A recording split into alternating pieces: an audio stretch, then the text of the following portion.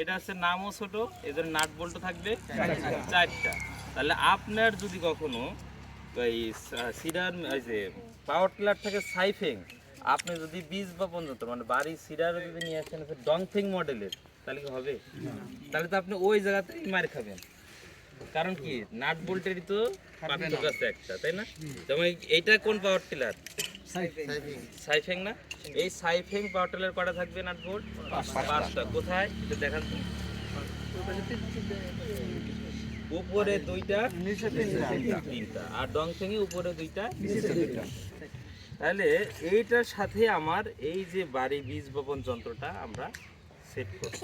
তাহলে এই যে বাড়ি বীজ বপন যন্ত্রের যে পার্টটা, এটা কি এই মেশিন দিয়েই তো চলতেছে, তাই না?